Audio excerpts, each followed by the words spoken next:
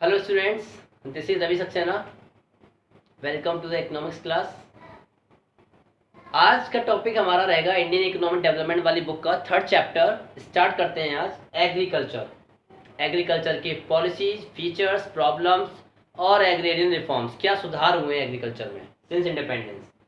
तो चलते हैं, बिना टाइम वेस्ट किए हुए सबसे पहले हम एग्रीकल्चर के बारे में पढ़ते हैं। एग्रीकल्चर के बारे में क्या पढ़ना, एग्रीकल्चर को आप जानते ही हैं। हमारे देश, जो हमारे इंडियन इकोनॉमी रही है, वो स्टार्टिंग से एग्रीकल्चरल डोमिनेटेड इकोनॉमी रही है हमारी। तो पढ़ते हैं, सीधे फर्स्ट टॉपिक लेते हैं हम ना, importance of agriculture. Importance of agriculture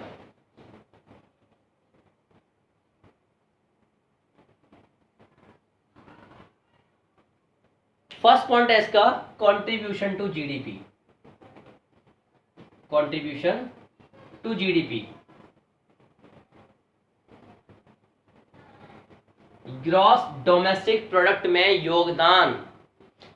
previous chapter में कुछ बताया था मैंने आपको, 1950 यानी इंडिपेंडेंस के टाइम पर 1950 के आसपास इसमें जो हमारे इंडियन जीडीपी में जो एग्रीकल्चर का कंट्रीब्यूशन था, दैट वाज 51% कंट्रीब्यूशन था। हालांकि लोग ज़्यादा इंगेज थे, नियरली 75% पॉपुलेशन इंगेज थी एग्रीकल्चर में। कंट्रीब्यूशन जो था एग्रीकल्चर का जीडीपी में वो था 51%। लेकिन जैसे जैसे टाइम आगे होता जा रहा है, समय बीतता जा रहा है, तो एग्रीकल्चरल का जो जीडीपी में कंट्रीब्यूशन है वो कम होता जा रहा है। 2015 की बात करें हम लोग, तो लगभग एग्रीकल्चर का जीडीपी में जो कंट्रीब्यूशन है 15.2% के आसपास रहा है, अराउंड 15% मान लीजिए आप इसको।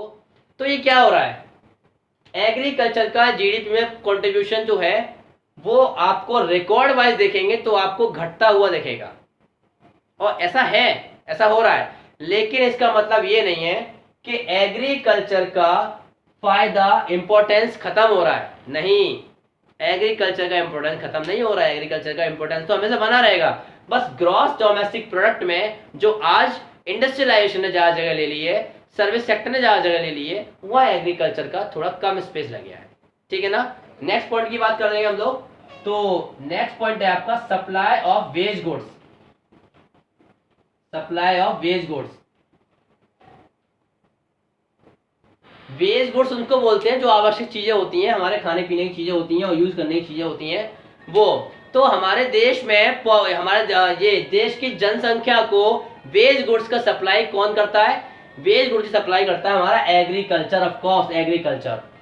बिना एग्रीकल्चर के वेज गुड्स में क्या क्या शामिल है आपका?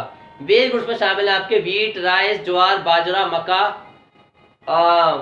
ऑयल सीड्स, ऐसे बहुत सारी फसलें हैं, क्रॉप्स हैं जो शामिल हैं। तो वेज गुड्स हमारे देश की 130 करोड़ जनसंख्या, जितनी भी जनसंख्या है 30 करोड़ 135 करोड़, इतनी जनसंख्या को इन एग्रीकल्चर गुड्स सप्लाई कौन कर रहा है? फूड ग्रेन सप्लाई कौन कर रहा है? एग्रीकल्चर। तो इंपॉर्टेंस तो मानना पड़ेगा इसको, हमको ऑफ कोर्स मानना पड़ेगा। थर्ड पॉइंट की बात करें हम लोग, तो इंपॉर्टेंस है इसका एम्प्लॉयमेंट। ऑफ कोर्स इसमें एम्प्लॉयमेंट, रोजगार देने की क्षमता है एग्रीकल्चर में। कोई भी डिग्री नहीं चाहिए इसमें एंट्री के लिए, कोई भी एलिजिबिलिटी क्राइटेरिया नहीं है एग्रीकल्चर में एंट्री पाने के लिए। इंडस्ट्री में तो आपके पास डिग्री होनी चाहिए, एलिजिबिलिटी क्राइटेरिया में आपको आना चाहिए, योग्यता होनी चाहिए। लेकिन एग्रीकल्चर ऐसा बहुत सी सादी एग्रीकल्चर है, ऐसी कोई डिमांड नहीं करती, बहुत सारे लोगों को रोजगार देती है। डेली लेबरर्स काम करते हैं इसमें एग्रीकल्चरल फील्ड पर, एग्रीकल्चरल लैंड में। बीज बोने वाले होते हैं, फसल काटने वाले होते हैं, पैकिंग वाले होते हैं, बहुत सारी चीज़ें, लेबलिंग वाले होते हैं। तो देश की बहुत बड़ी जनसंख्या के पोषण को एम्प्लॉयमेंट प्रोवाइड करती है एग्रीकल्चर। तो इसका एक इंपॉर्टेंस है। नेक्स्ट पॉइंट की हम लोग बात करें तो contribution to international trade. Contribution to international trade, अंतरराष्ट्रीय व्यापार को में योगदान। इंटरनेशनल ट्रेड की बात जब आती है तो हमारे दिमाग में केवल दो चीजें आती हैं, बता चुके हैं, export and import. Export and import, तो इंडिया से ऐसी बहुत सारी फूड ग्रेन्स हैं जो एग्रीकल्चर में आते हैं, जो हमारे इंडिया से एक्सपोर्ट होते हैं, जिसमें हमारे यहाँ व्हीट एक्सपोर्ट होता है, T, coffee, rubber, cotton, jute, ये बहुत सारी चीजें ऐसी हैं जो हमारे देश से बाहर एक्सपोर्ट होती हैं और फॉरेन एक्सचेंज अर्न करके लेके आती हैं। तो इंटरनेशनल ट्रेड का आधार है, इंटरनेशनल ट्रेड का आधार है हमारा एग्रीकल्चर, सपोर्ट करता है, योगदान है इंटरनेशनल ट्रेड में। हमारे इंडिया से इंडस्ट्रियल गुड्स तो ज़्यादा एक्सपोर्ट नहीं होते भाई, मशीन हमारे इंडिया में आती है विदेशों से, हमारे इंडिया से जाती नहीं होंगी, जाती होंगी तो ना के बराबर जाती होंगी। बात करें एग्रीकल्चर की तो एग्रीकल्चर पे हम लोग शान भरते हैं अपनी, हमारी ताकत है एग्रीकल्चर, इंटरनेशनल में हमारी धाक है एग्रीकल्चर। नेक्स्ट पॉइंट में बात करते हैं हम लोग, नेक्स्ट पॉइंट है हमारा contribution to domestic trade. International trade की बात कर ली तो डोमेस्टिक ट्रेड की बात करना तो बनता है ना, घरेलू व्यापार, डोमेस्टिक ट्रेड। तो डोमेस्टिक ट्रेड में भी योगदान है हमारे देश में, इंडस्ट्री में जो भी सामान बन रहे हैं, farming equipments, tractors, harvester, threshers वगैरह, और भी बहुत सारी चीज़ें हैं, फर्टिलाइजर्स हैं जो इंडस्ट्री बनते हैं, उनकी डिमांड कहाँ से है? एग्रीकल्चर में डिमांड है उनकी, तभी वो लोग बना रहे हैं। डोमेस्टिक ट्रेड में हमारे बहुत सारी चीज़ें ऐसी आ जाएंगी जो एग्रीकल्चरल गुड्स से बनती हैं। अब हमारे टेक्सटाइल इंडस्ट्रीज हैं, शुगर मिल्स हैं, फ्लोर मिल्स हैं, इनके लिए आता तो एग्रीकल्चर से ही है सारे रॉ मटेरियल्स। तो नेक्स्ट पॉइंट हम ये ले लेते हैं जरा इसी का,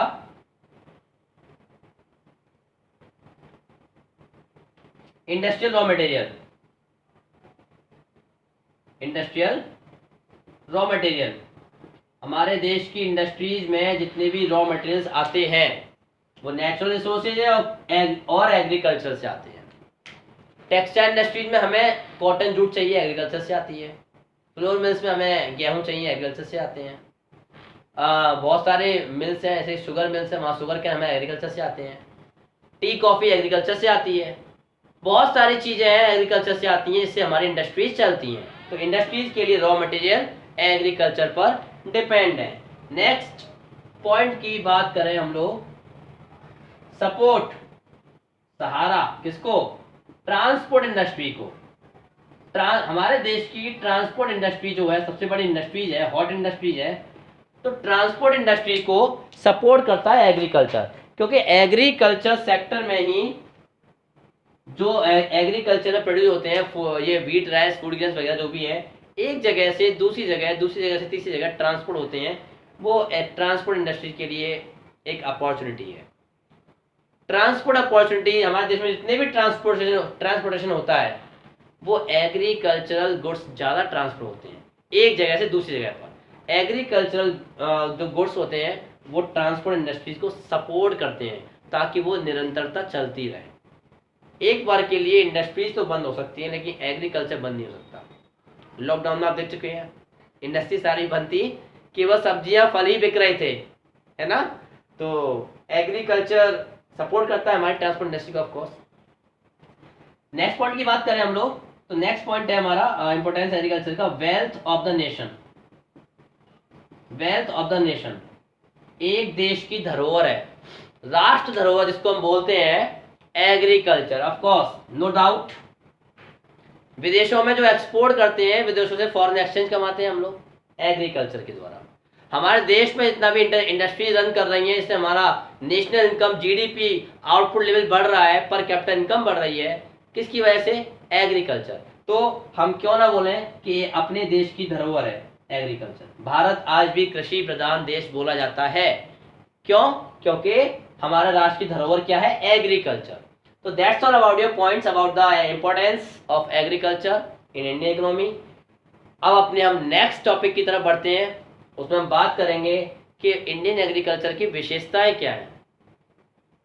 कुछ थोड़ा थोड़ा पढ़ रखा है आपने प्रीवियस वीडियो में, बताया था मैंने, डिटेल में पढ़ लेते। चलिए शुरू करते हैं हम लोग, इसको इरेज कर देते हैं ना, जगह बन जाएगी अपने पास। इंपोर्टेंस के बाद हम नंबर लेते हैं फीचर्स का। इंडियन एग्रीकल्चर की विशेषताएं पढ़ते हैं ठीक से हम लोग, क्या विशेषताएं हैं? फीचर्स ऑफ इंडियन एग्रीकल्चर, भारतीय कृषि की विशेषताएं।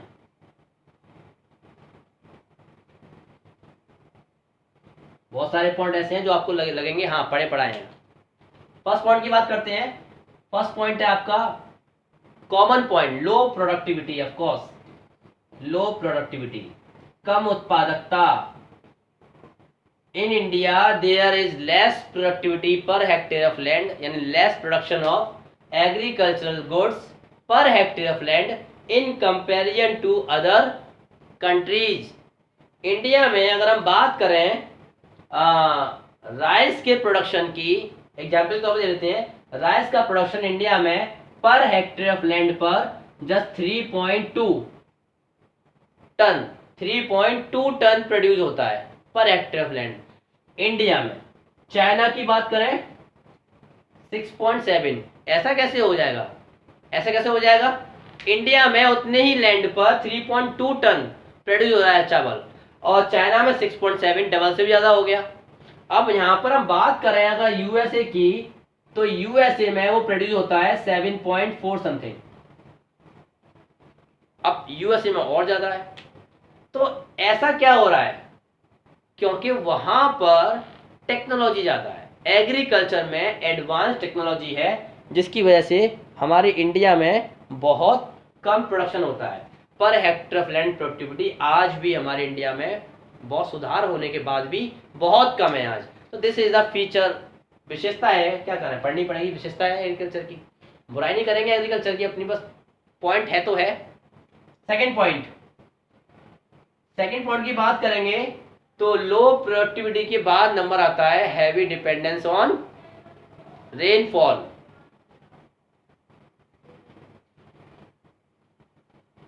Heavy dependence on rainfall.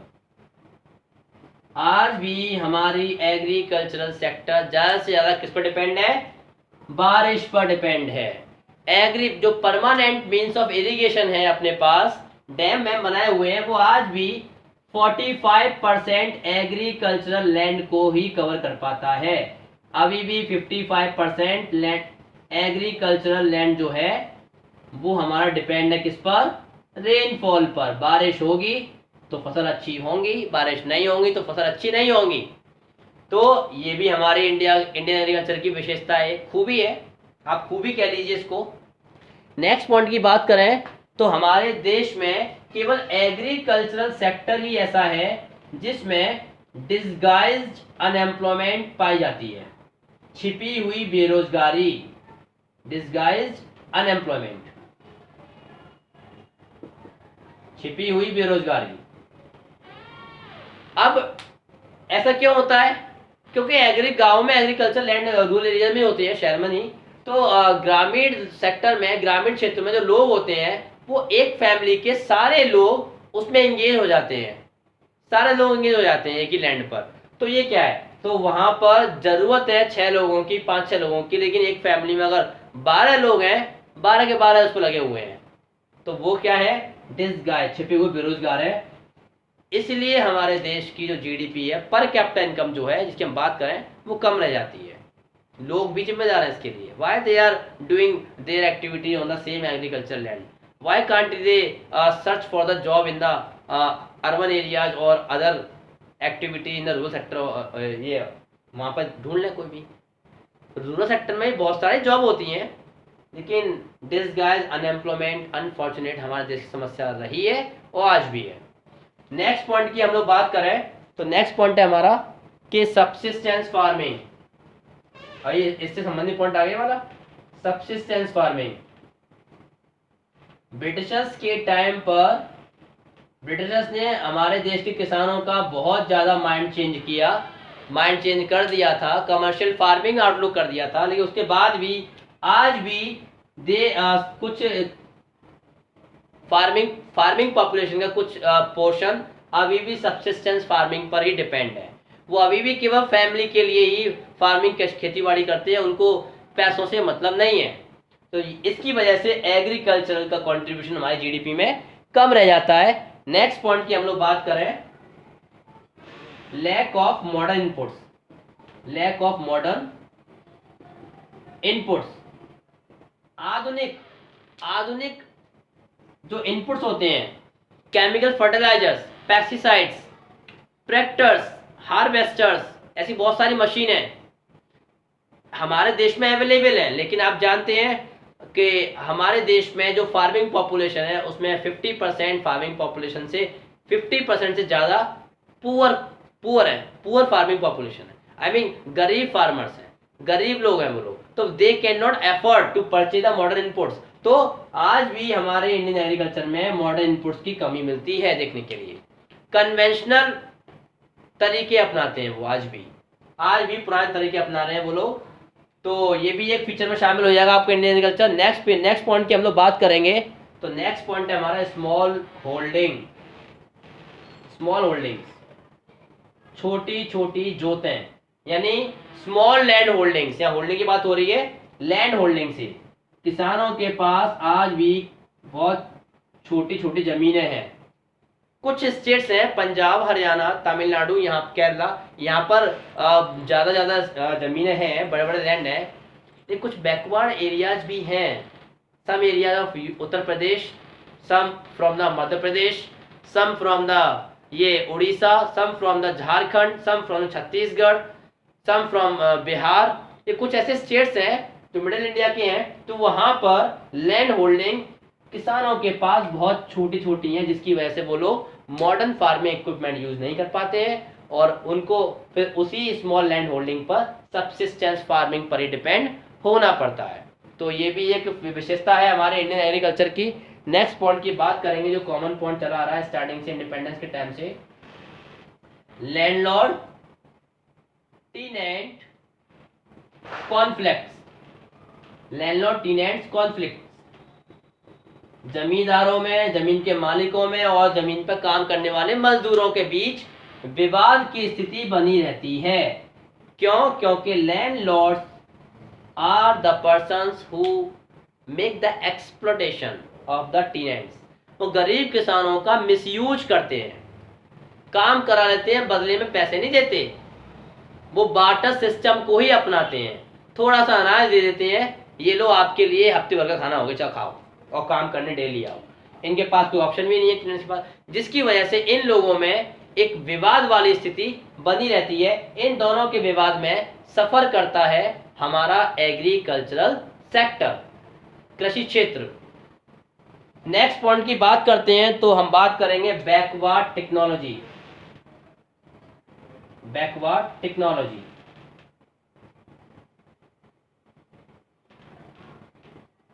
पिछड़ी तकनीक एग्रीकल्चरल सेक्टर में आज भी वो एडवांस टेक्नोलॉजी हमारे पास नहीं है जो डेवलप्ड कंट्रीज में है। आपको मैंने अभी रिकॉर्ड ऊपर लिखा हुआ है, चलो इरेज नहीं हुआ, ये प्रोडक्टिविटी कम क्यों है हमारी आज भी कम है। क्यों है? Just because of backward technology. आज भी हमारे पास परमानेंट मीन्स ऑफ इरिगेशन कम क्यों है? सबसे ज्यादा नदियां इंडिया में हैं, इवन देन हमारे पास इरिगेशन के साधन नहीं है प्रॉपर। फिर भी रिजर्वॉयर्स, साउथ के कुछ स्टेट्स में रिजर्वॉयर्स बनाए गए हैं, वाटर रिजर्वॉयर्स, लेकिन यहाँ पर हमारे मिडिल इंडिया में, नॉर्दर्न इंडिया में रिजर्वॉयर्स ज़्यादा कम क्यों हैं, ज़्यादा क्यों नहीं है, जिसका इस्तेमाल नहीं हो पाता? तो इरिगेशन फैसिलिटीज़ कम है अपने यहाँ, बहुत टेक्नोलॉजी एडवांस नहीं है अपने पास, तो जिसकी वजह से हमें अभी कुछ कंट्री से बहुत ज़्यादा पीछे हैं एग्रीकल्चर सेक्टर में। ये हो गए आपके इंडियन एग्रीकल्चर के फीचर्स। आज की वीडियो में इतने ही रखते हैं, वीडियो ज़्यादा लंबी हो जाएगी। नेक्स्ट वीडियो में हम इसके एग्रीकल्चर की समस्याएं पढ़ेंगे, प्रॉब्लम्स क्या होती हैं, फिर सुधारों पर भी विचार करेंगे, क्या क्या सुधार किए गवर्नमेंट ने। चलिए मिलते हैं नेक्स्ट वीडियो में। Till then see you guys, all the best.